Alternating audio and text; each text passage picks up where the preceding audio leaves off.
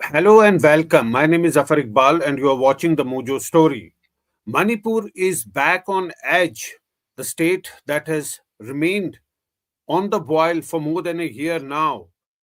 At least 10 militants, armed militants, were killed in an encounter in Jiribam district of Manipur. But there are conflicting voices about their identity. Some say that they were not militants, but they were volunteers. But nevertheless, there is fresh spate of violence in Manipur, which is why 20 additional companies have been rushed by the center to Manipur. There are sporadic incidents of violence also taking place. What is the situation in Manipur, and how is the center and the government dealing with the situation? To discuss this, we're joined by Dr. Nemthiangai Gute. She joins us. Welcome to show, ma'am. We're also joined by Tirankar Kshetrimian. Welcome to the Mojo Story, sir. He's a Meitei voice, and I'm also joined by Harshit Sharma, my colleague. If I may start with you, Dr. Nimankyai, what is the situation there? Seems that situation has again escalated. There is fresh violence, and it's not just limited to this particular district, but there are reports of violence in other places as well. We know that there was a lull for some time, but why a sudden eruption of violence in that state? Thank you, Zafar, for having me on your show. You have rightly pointed out at the outset itself that the violence is not erupting, and it's been continuing since May 2023, since last year, and now we are almost 1.5 years into this violence. And like as you introduce me, even I am here in joining you from New Delhi, and since the violence has erupted, I could not visit even my hometown. So it's a uphill task for us. It's a very difficult situation for us even to go and meet our relatives. But coming to the point where you are saying that why is this keep happening? It keeps erupting. I believe that enough media sources and in the social media there has been ample evidence in terms of what is happening to whom, the blame game, the buck never stops. So here, to me, being a person who has been keen on looking into why is still being prolonged, is it the question in terms of, is it a deliberate attempt on the part of the government that you wanted to prolong the situation? What is the hidden agenda, the propaganda behind that in the largest democracy in this world could not handle the issue of identitarian politics? So these are some of the big question when it comes to questioning it. Is it a deliberate attempt, or is it some incompetency on the part of the present ruling government at the state and also at the center? This has been always debated in many forums, in many platforms, whether it be media, whether it be webinar, seminar. Many things has happened, but till date we didn't see any conclusive solution coming up, and we see that fresh violence are escalating. So as I say, and then there have been changes of narratives in terms of like who is at fault, who is to be blamed, and what has happened, that labeling of each other community, but it is not bringing in any kind of peaceful solution. So in such a juncture, I would, let's say, we can see that the diagnosis and the post-mortem of the problem in Manipur is happening, but the real competent authority is not coming in to address the issue. So here maybe I what I feel is that the healing touch of constitutional accommodation is the only way out. Manipur needs to ponder. So here, as we see that the concerns over the problem, how it escalated, was the concerns of a representation, allocation of resources, and then perceived domination of any community, which have, heightened the anxieties, and it just exacerbated the social division. So I The, feel that the the division is very clear now. The division is at all levels. We know that there are buffer zones that are created just because there is so much polarization in all sections of the society.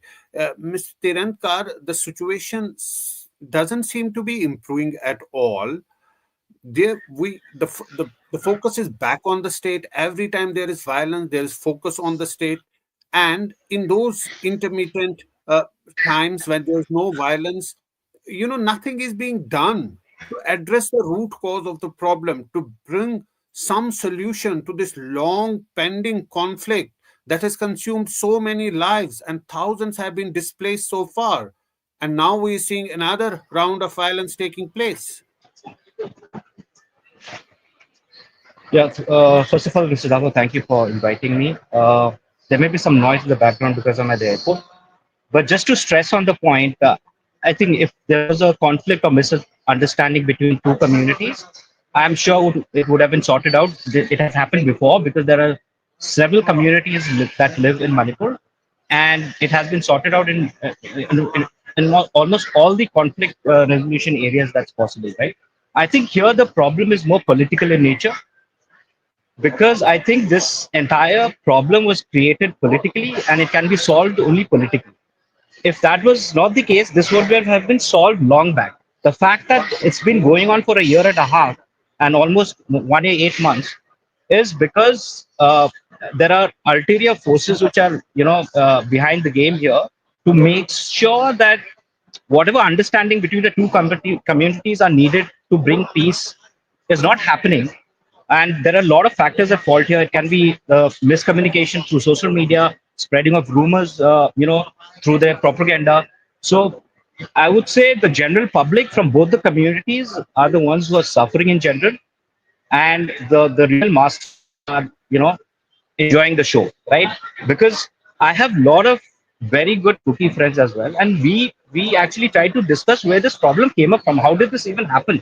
What was the core and what was the core issue? Generally, there are not too many issues within our communities. So the fact that something was, created and it's taken so long is quite obvious that there's a political motivation behind it. If it was a general misunderstanding between two communities, it could have and would have been sorted out long back. That is my take on this. So I think here the state government and the central government have to take a proactive action and discuss what is the core, right?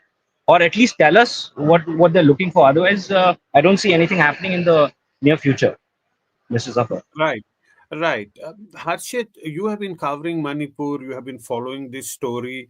Both our guests be seem to have the same opinion that things can be resolved if there is a will to resolve it. But what we are seeing that forces are sent to Manipur whenever there is violence to quell the violence, but nothing is done politically to resolve this issue. We know last year we were discussing Manipur, and it was said that maybe people, respectable members from both the communities, can come together, sit on across the table, and try and find a solution to this issue. But that has not happened.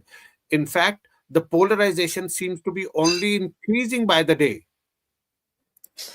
Yeah, Zafar. So the problem here has been that there have been multiple suggestions for solutions. As far as solutions are concerned, there are multiple suggestions coming in every day. I'm sure both of our guests are aware as well. People come in with multiple suggestions. Some people suggest that there should be a committee which consists of people where nobody is actually from either of the communities, neither from the Cookies or from the Meitei. So there can be a neutral solution to it. Some people also suggest that it actually needs a political solution. Neither the state government nor the central government have dealt with the issue in a competent manner. But what I'm more concerned about is, which brings me back to Professor Sabia, Professor Nemthi Angai. What I am more concerned is, we have been hearing of violence in Manipur for at least last 18 months. Every day or the other day there is a particular incident of violence. There was a woman killed a few days back in Jiribam district only. Now we see this attack at the CRPF post. Now there's a debate going on that not everybody in Manipur with weapons in their hand is actually a militant. There are village security guards as well. There are people who have, who have weapons in their hand just with an intention to protect their family or to protect their loved ones. But why? What I want to understand here is, what is the sentiment among the people? Have they decided that none of the authorities are actually going to help them, and they themselves are the only person who are going to help them, and so they have decided that that's okay, it's fine, we are going to take weapons in our hand, we are going to take care of ourselves only, no matter what the security forces think of ourselves, no matter if they call us the militants, no matter if they try to neutralize us just to make sure that the things remain peaceful. What actually is the sentiment among the people from both the communities in Manipur? Because this is something which is more concerning for me, Professor. Uh, it's a difficult question to speak on behalf of the sentiments of the people where I have not been in the state since the violence has broke out, but definitely through communication, through social media and other group meetings and all. Uh, I mean, the sentiments in terms of what towards the uh, towards the authority or towards the state role in dealing with the situation, as my co-panelist Tirthankar has put in, that this issue is more of a politics. Now let's say if we here even in Delhi, where we sit down, we have colleagues from Meitei also, Naga also, Kuki also, we live here like brothers and sisters from the same region. So these are something where we see radical elements, trying to work on the sentiments of the people. Yeah, definitely, as I have already said, that the discontentment has been in terms of resource distribution, unequal political representation, and a lopsided development which is happening. But we have political leaders who are encashing on this kind of differences, and they are working on gaslighting, I would say, the identity angle of the people. So uh, obviously the sentiments is that of disappointment. I mean, disappointment may be a very underrated statement, I would put it. A total disappointment towards the state and the central government. So that is why the angle of looking into a separate administration comes into it, right? So recently there Yeah. has been a discussion in terms of putting in Article 371F. Is it some that's where the constitutional healing touch comes in, I would say. Like, you have the parliament has the power to decide, like the exactly the way they have done with the state of Sikkim, right? So Yeah. this kind of possibilities can be explored if there is no consensus coming in between the political representatives of the Meitei communities and of the Right. Zomi Mar community. So this is Right. something where now Manipur has to be kept in ICU, intensive care unit of the central government of the parliament. It needs care. It has to recover. No, Otherwise, obviously it needs care, ma'am. it will bleed to death. It's already even dead, I would say. You need to revive. You need to revive. You have to give time to recover, rehabilitate them. You need to put in a lot of resources, investment, contextualize the issue. The issue is entirely different from the issue of other states in our country. And being Yes. in a very strategic geographical location, it is the more important that high time that the New Delhi, the central government, should start treating it and put it in the intensive care of the parliament. This is what I can Yes. say. Yes, Professor. I mean, I can see the emotion when you talk about it, and all of us share the same emotion. But yes, we do know that the solution is ultimately going to come from the government. It is going to be the government who are going to solve this issue, either through constitutional ways, or through some other ways, or through administrative ways.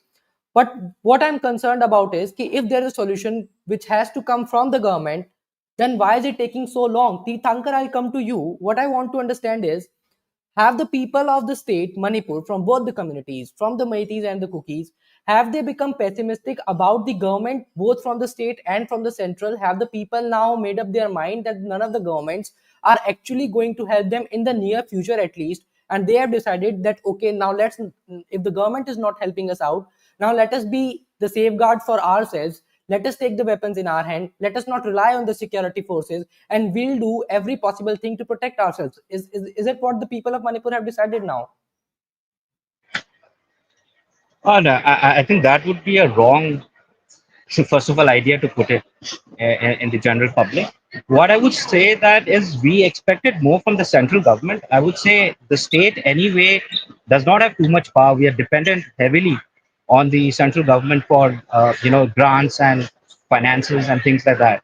But what I would say is, in fact, I'm actually at Impal Airport currently, and I'm flying out. Today is a bun, in the entire valley of Imphal, called by the civil societies, because of the inaction being taken by the government. Now, me in person, I don't generally see what the state government can do because their powers are very limited.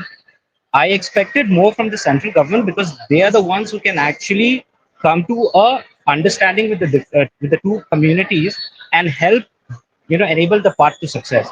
And I would also like to point out one thing is that for peace to happen and talks to happen, weapons cannot be there on the ground, irrespective of which community it is advisable that before any peace talks happen, the weapons are surrendered, irrespective of whether it's that community or this community, right? The ground level or the groundwork for a meaningful, I would say, uh, conversation to happen to resolve this needs to be done. And in that aspect, I think the government is lacking its will there because there are weapons in the hands of both the communities. Also, what you have to look at it is from a larger geopolitical point of view. This is a very sensitive region, and there are influences of, I would say, certain superpowers which are trying to take undue advantage of the situation here because with India growing up in the global scheme of things, any instability within any border is good because it keeps the government busy with things which are not enabling a economic success sort of a story which Yeah. So the would you government wants like to to guide, right? elaborate a bit more on this, sir? Which superpower you're particularly talking about? Are you trying to mention about China here? No, I would say that most of the defense analysts always mention China or the US. You can never rule out the US as well. You have to look at what happened in Bangladesh. Anybody who's following world geopolitics would understand that that government in Bangladesh was removed with the help of external agencies. And exactly that is what can happen in this part of the world because all the border areas are not fenced properly. There's drug smuggling happening freely. So we need to be very uh, make sure that the situation is brought under control as quickly as possible so that undue advantage cannot be taken.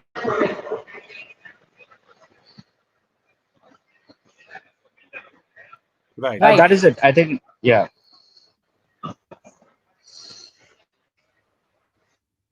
Right. Zafar, you wanted to come in, I guess. Yes, I my sense is that there are two things that are plaguing the state.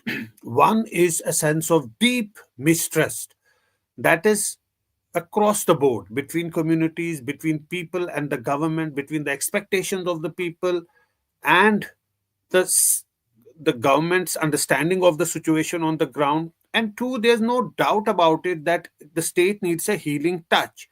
Now, where is that healing touch going to come from? Obviously, the response of the government, the center, is to send more forces to quell the violence. But at the same time, there needs to be an approach to win the hearts and minds of the people, to put across a healing touch. And that healing touch seems to be missing. That's the sense that we get from representatives of both the communities. But if I may start with you, Professor, what can be that healing touch? What can be that tangible, concrete measure that the governments can take to bring a solution to this long pending problem? Uh, Jafar, first of all, see, we see that the head of the state since day one has been biased, towards being the leader of the state and being representative of all the communities, of all the ethnic groups who are there, so has been biased. That's the reason why the violence and the problem is still escalating. And there are demands, and there have been incidents of attempt to resign, and many drama was happening. But till date, at this time also, we see that the head of the state, the chief minister, is the same person who has been biased, who has a lot of allegations and evidence against him in instigating the violence. Let's say, for example, the leak audio tape, where now the hearing is going on in Supreme Court. And there are also speculation that, in order to divert the attention towards that, there has been this kind of violence being erupting, to divert the issue and to divert the attention. So the first thing, as you have asked me, is that to uh, to bring a leader who is competent to handle all the ethnic communities in Manipur. Otherwise, if you cannot bring, then it's the role of the central to see an alternative.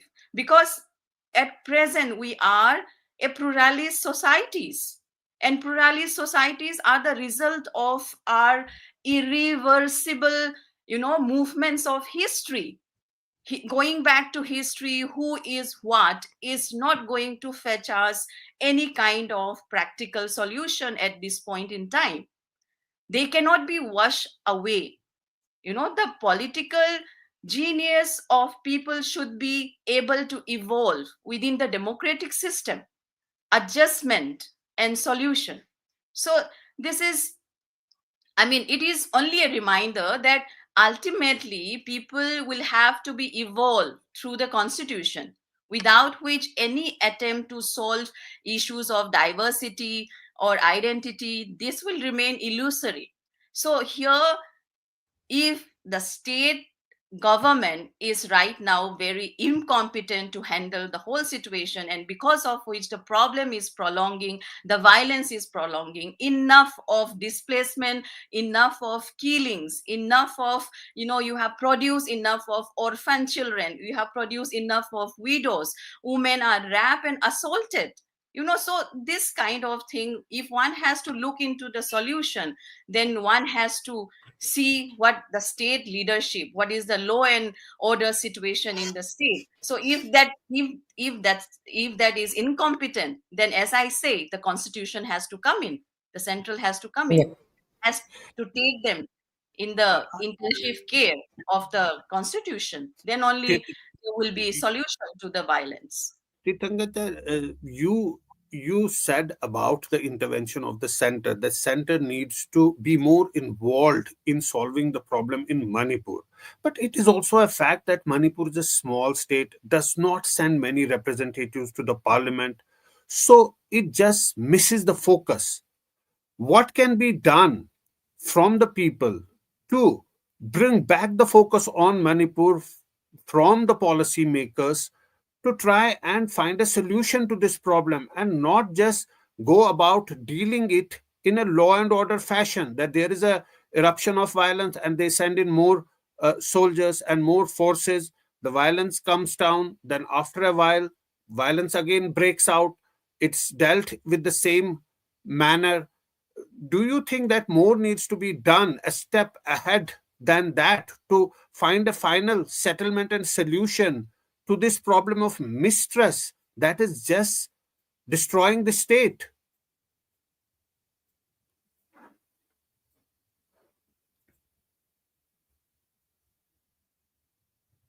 Yeah, Mr. Jaffer, I think first we need to understand that even though we are a small state, we have produced a lot of stars from our state. And that is the maximum that a state can do, be it in the field of athletics, boxing, hockey, football. So Manipur is known as a sporting hub, right? So we have the necessary, I would say, coverage at the center. But the problem is, if you look at it from a political standpoint of view, the only way we can be taken seriously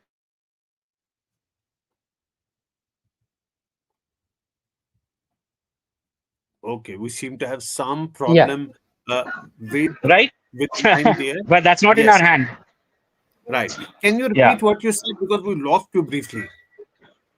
Yeah, so what I was saying was the only reason why they are not taking it, or it's not, it's way below in the radar of the central government, is number one, there are a lot of big geopolitical issues going on in the world currently, which India is trying to play an active part with its growing power status in the world, right? Number two Yeah. is for the center to take Manipur seriously. The only way from a political standpoint is to increase the number of MPs. So the moment if you have 20 or 25 MPs coming in from Manipur, you will see a lot more interest from the state. But that is not possible because the current constitution and the current way the election is decided in India is based on the population and the geographic area and things like that. So we will never be in a position where we are able to represent 20, 25 MPs, right? So the only way we can get the attention is by having them take us seriously, because see, it is such a sensitive place. If not now, some other time, I'm telling you, if things don't go, especially with the look east policy that the government has decided, this is going to escalate into a much bigger geopolitical problem for India. If you see the thought process of certain foreign policy think tanks, for example, if you look China into account, they have a foreign policy which looks into 25, 30 years beyond what it is currently. And if you read some of those documents, this region has a high importance. Okay, so we need to take things very seriously with the things, the way the progress has come to this region in the past 5 to 8 years, when the center put in a lot of money, right? It was moving in the right direction, but again it has gone back to, I would say, 5, 6 years with respect to business and things like that, because of the current situation here. And I'm telling you, there are so many communities living here, and this kind of a situation, even if it has happened, we have been able to solve it within 3 to 4 months, max 8 months. Nothing has lasted so long. So there's a bigger force playing at this level, which normal public like me and you who are here may not be in a frame of mind to understand the bigger game, right? So there is something, because this is very abnormal, this is very unnatural. Any conflict which keeps popping up and adding fuel to the fire, if, when it goes silent for some months, there'll be something drastic which happens, we'll get it back on top, right? So there is a game being played, and we need to look into it. And people need to understand from both the communities that ultimately it's us we are suffering, right? And we have to handle it the way we have to handle it. And that is one of the reasons why you see from both the communities taking up arms to protect themselves, because the situation is such that anything can happen anytime. But as I said, I think the first confidence building measure would be to make sure that the weapons are surrendered, and the center gives the assurance that no cross firing will happen or no attacks will happen on each other. And for that, the weapons have to be surrendered, because as long as the weapons are on the ground with the general public, there is going to be incidents. There are going to be some, I would say, criminal elements or elements which do not want this, peace. They will take action, obviously. No, Tithankar, I do agree with most of the things with what you have said, but I differ at 2 points, and which brings me to a very important question. Yes, I do agree that Manipur is a state which has managed to produce a lot of stars, but in a place where we are living in a democratic setup. So, for any government, for the central government to take care of the citizen of the state, of the people in Manipur, it is not necessary for the state to produce stars. I mean, even if Manipur has not managed to produce a single player at the international level, does that mean that the central government is not to be held accountable for the things in Manipur? If a state is not producing people who are adding something to the society, if a state is not producing people who are, winning the medals for the country at the international platform, does that mean that the people in the state are not to be ensured of a peaceful life by the central government? I mean, I don't think a democratic setup is designed this way. This is where I differ from you. No, to No, of the hold on, hold state. on, hold on, sir. You were on mute. Yeah, come again. Yeah, it was an analogy for me to say, depending on the visibility at the center, right? Out of the 7 states in the Northeast, the seven sisters as we call it, we have one of the best visibilities because of so visibility.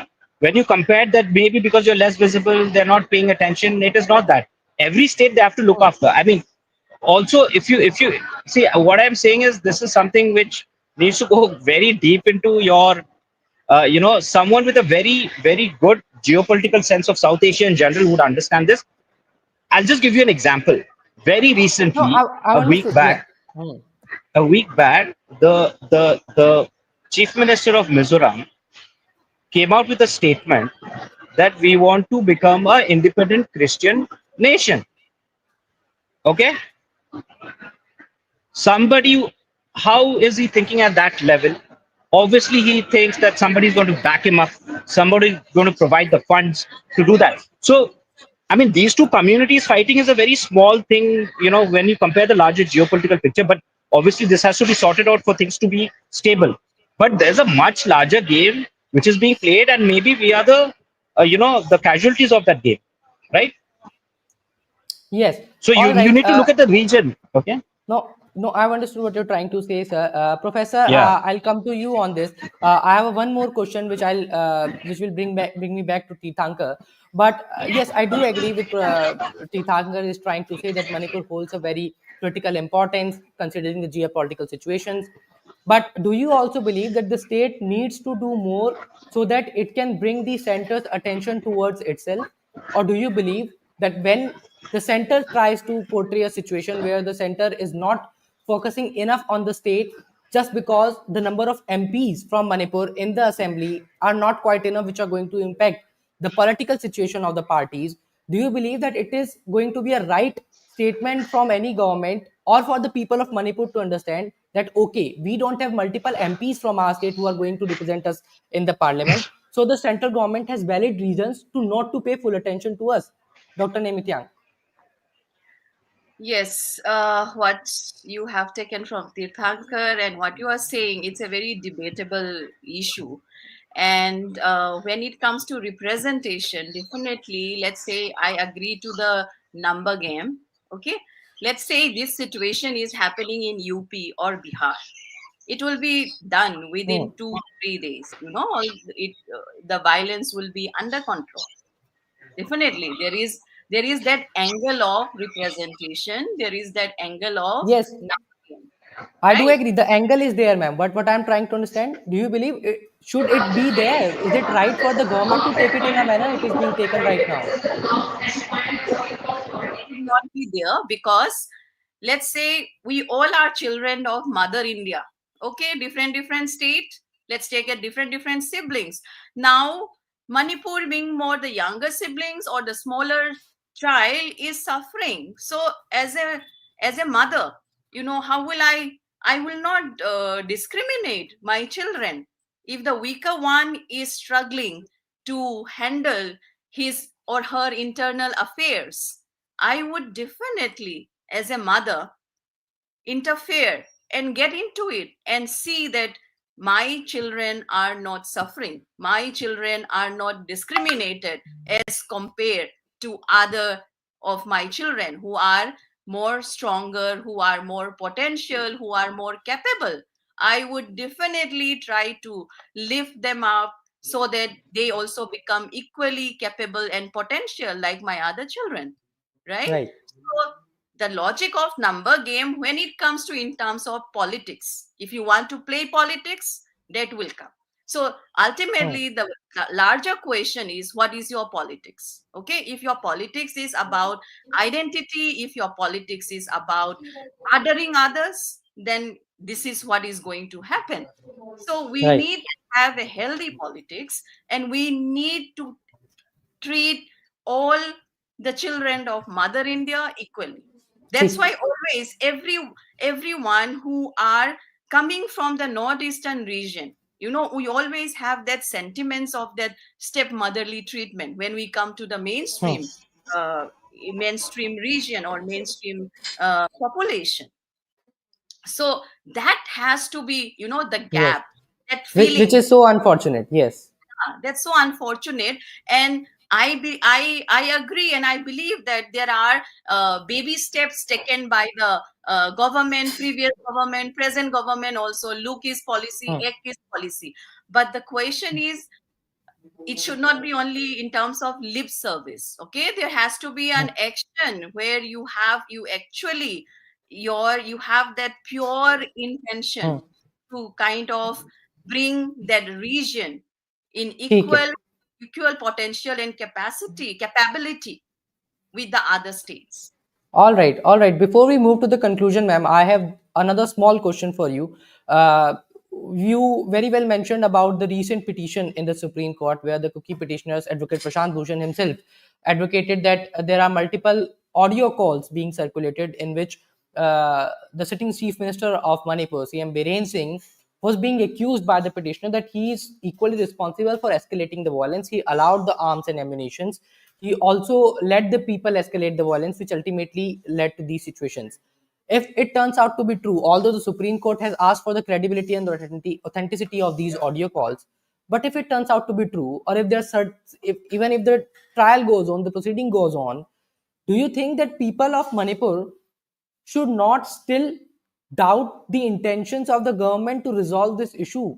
How are we going to convince the people in Manipur then if their CM is under scrutiny only, if the CM is being questioned by the Supreme Court whether he was, involved in escalating the violence or not? How are we going to satisfy, or how are we going to, make the people of the state understand that, yeah, the government actually is trying to resolve the issue,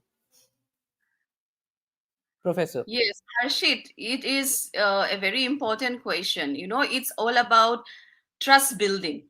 And in the effort of that trust building, one has to put in a practical or decision that the trust building can be, yes, despite whether it's proof or not, beyond doubts, there are ample evidence. And without any ambiguity, I can say that in Twitter or in various things, whether there are things which are, even if you say things beyond the information technology where it can be manipulated or edited, beyond doubt there are, things, and narratives also keep changing. So Hmm. this role where the chief minister is playing a divisive role, and if in order to gain the trust of the people again, the central Hmm. has to take a very strong decision in terms of whether it gives a separate administration under the provision of the constitution, or either it remove the chief minister of the state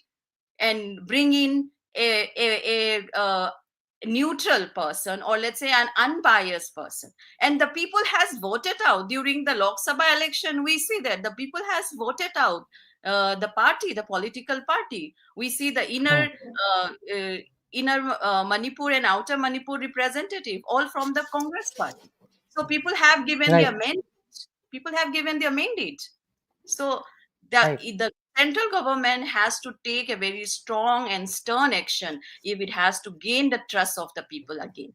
This is right. my take on it. Yeah. Right, right. Zafar, do you want to add on to it before we move to Tirthankar about the same? The accusations on the sitting Chief Minister, CM Biren Singh, Kuki petitioners have gone to the Supreme Court mentioning that there are certain audio calls which are being circulated, and the audio calls do mention that the CM was equally involved in escalating the violence in the state, although nothing has come up, and they are all being, being heard by the Supreme Court, and the Supreme Court has asked for the credibility. But what do you think, how is it going to impact the situation in Manipur, Zafar?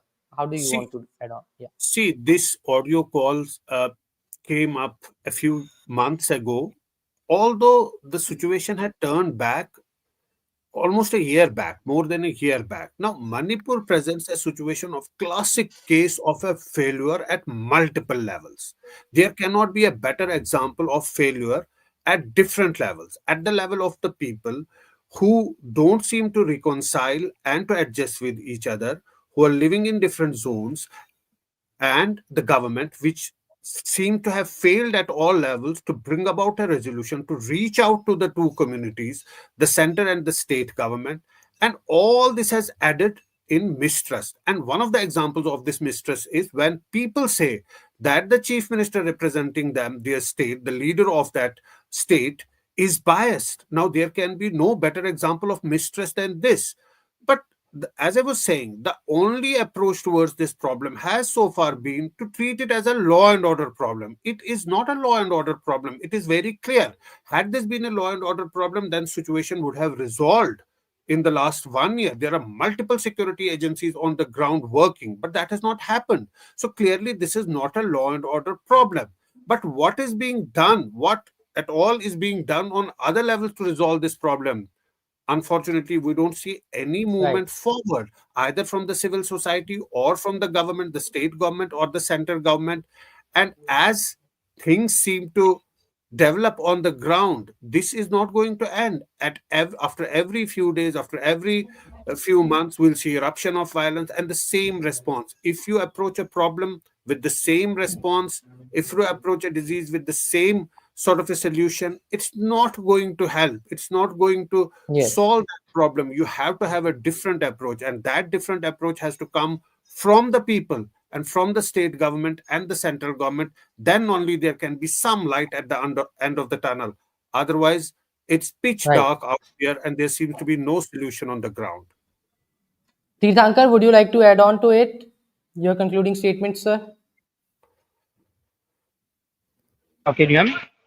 Yeah. Yeah. So I won't look at it from a, short-term perspective.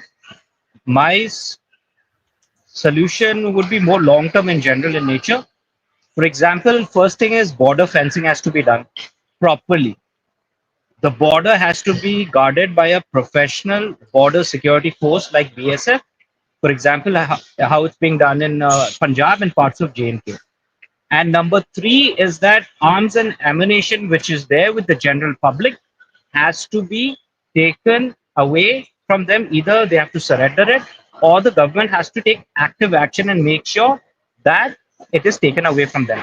When these three things are done, what we can assume is that the external influence or external factors are sort of controlled to an extent, and then we can look inwards to solve the problem within our community, right? Because even though it's an internal conflict between two communities, you cannot rule out the fact that there's a big external factor playing here, and we need to make sure that big external factor, has as much less importance as possible in the current scenario. And for that, we need to make sure that uh, all the illegal activities with respect to drug smuggling and other things are taken into control, and to make sure that in the long term, this never happens again, right? When it comes to the questioning of separate administration and things like that, I have a slightly different view. If we go by what the other community is saying, then India would be broken up into 10,000 different parts. We need to come to a political situation under the Constitution of India, a viable political situation, and that should be discussed at the political level. Because this would set a bad example for other states and other regions where there is currently, different aspects of negotiation happening, right? All right. All right. Professor Nem, last comments? Yeah, I would like to say, like what Tirthankar has said, within the constitution of the country, we have examples like as I was pointing out, Sikkim, and we have examples like Pondicherry, Goa. All these are a very small state, which there was no such kind of a violence which was happening to bring in a different, administration. The point was to protect the interests of the people, where you see that here there are evidence of violations of human rights, basic human rights, and you see that there are conflict of interest, and you see that communities where, in this state has been the state has been very endemic to this kind of ethnic conflicts we see in the past. Also, it keeps repeating. So how many lives will we need to lose in order to understand this kind of complex situation? Why don't, like, as he rightly said, we need to see a longer the future, where this kind of things are not repeated again, ever again till the existence in Right. this world. So there you need to have a solution where you see that even at this stage, two communities cannot coexist. We cannot even access the airport to reach our hometown. We have to go through Aizol, and then we have to take another 15 long hours of journey, and that to a very muddy road, and that kind of circumstances we are going through in that situation. So there has to be some political talks has to be there, but there has to be some interim arrangement that has to be done immediately. All right. People are losing their life because there is no basic health care for chronic diseases, people living over there. So the poor who cannot come to Delhi or who cannot even access till Guwahati for a better health treatment, they succumb to their disease. So this, I'm just giving you a very micro example of when we talk about solution, we should ensure that avoidable situation should not occur again. There are something what we call in our public health terminology, modifying factors and unmodifying factors. So these are something which can be modified, which can be avoided. So let's not repeat again. That's what my request and my prayer is. Whoever has your viewer listening to your show, either it can be any kind of political representative who have a say in the decision making, let's not repeat this violence and this crisis again ever. And even if it requires taking a hard stand, we need to do that. Yes, obviously, I mean, as far as the repetition is concerned, we all are on the same.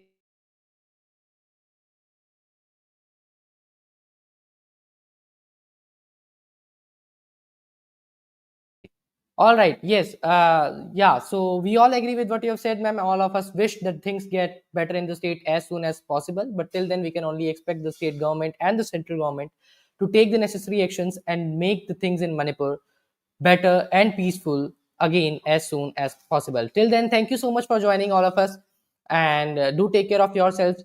Audiences, please stay tuned with Mojo Story for all other rapes. Thank you so much for watching. It's great to see you here. Thank you for watching our work. If you haven't subscribed yet, don't forget to click the bell icon and subscribe to Mojo Story and support independent, robust journalism.